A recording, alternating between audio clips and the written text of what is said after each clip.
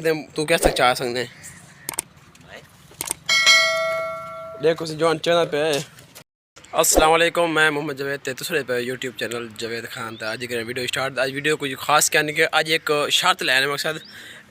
एक वो बैठे बिलाल बैठे और एक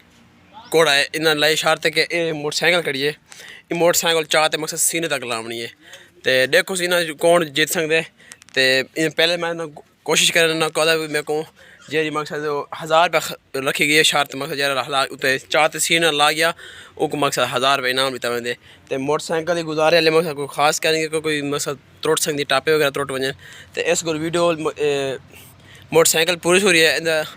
तो उन्होंने को आदि को पैसे जमा कराओ जो मकसद शर्त लानी तुसा मेरा मोबाइल थी गया 1000 आ गया इंदा 1000 आ गया तो इंदा मोबाइल आ गया ठीक है तो मेरे को तो दो चीज़ आ गए तो पहले कौन चाहिए पे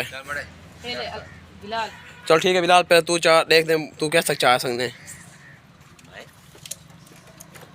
देखो सी जॉन चैनल पे मेरे को नहीं लगता चाह वजे अच्छा ठीक है मकसद फुल नहीं चाह सका मकसद थोड़ा बहुत चाह गया चल होना आ गई अल्लाह बेचारे को कितने तक चाह सकते मैं जॉन तक दे देखो सी जो मरा जो कोशिश की पे देखो सी कितने तक चाह सकते